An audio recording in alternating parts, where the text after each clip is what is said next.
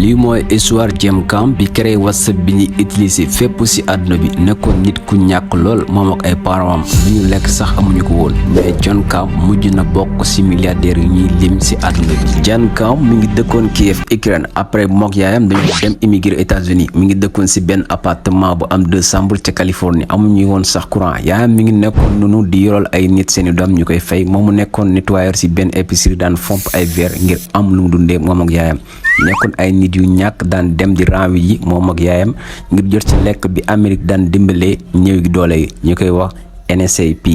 ñi gën ko xamee ci Food Times. Jem Kam bi mu amee 18 ans la commencé am passion ci informatique daal di commencé jàngal boppam réseau informatique ci ay livre d'occasion yu mu daan lire bu ko daan lire ba pare daf ko daan dem jaay ba ci magasin yi jaayee livre d'occasion ngir dajale xaalis. après bi mu commencé ay ci informatique la commencé dem di fréquenter ay hackers yu tuddee seen bopp W00 foofu la gën a yokkee xam-xamam ci wàllum informatique après mu dem San Jose University di liggéeyale temps partiel ci entreprise bi di Ernst & Young foofu la dajee ki mu bokkal créé WhatsApp ku ñu naan Brian Acton WhatsApp ko founder après bi mu amee 20 ans la yaayam ak papam daal di génn àdduna xaritam bii moo ko doon continuer di dimbali après ñoom ñaar ñëpp ñu mujj bàyyi ci entreprise bi ñu liggéeyee daal di dem liggéeyi Yahoo 9 ans lañ fa def après Jem Kam daal di bàyyi Yahoo ak bàyyi tamit jàngee université moom ak xaritam bi Acton ñu dem Facebook di fa uti liggéey waaye kenn jëlu leen xaritam bii di Brian dem ci Twitter di fa uti liggéey kenn jëlu ko. Jem Kam ak xaritam bi Acton dem uti seen liggéeyu bopp mooy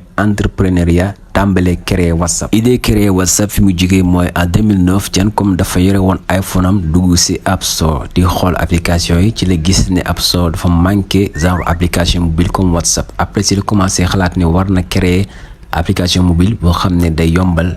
communication nit ñi mu commencé créer application moom ak xaritam bii di Acton après mu tuddee ko WhatsApp après ce mot anglais bii di WhatsApp mooy naka def wala naka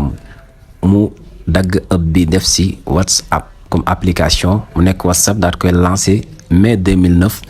mais application bi sigul woon ñu tuuti ñoo ko doon utiliser Jem Kam daal di commencé décroiser wu daal di ne de wuti beneen liggéey mais xaritam bii di Acton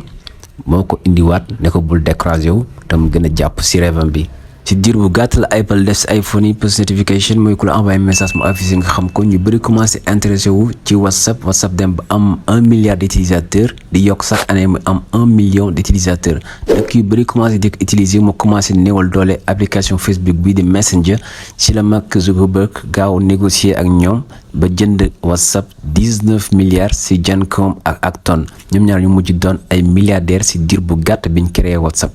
Facebook bi ñu demoon di wuti ji liggéey kenn jëlul leen même Facebook boobu moo ñëwaat ngir ñu jaayaat ko ñoom seen application bi ñu créé 19 milliards ndax WhatsApp mi ngi commencé woon daanal Messenger. nga gis ne parfois liggéey bi ngay wuti ji ci keneen am nga bu ko gën ci sa biir xel waaye faaw nga toog xalaat ci génne ko sotti ko jariñoo ko te moytu ñu lay décourager ci début bi.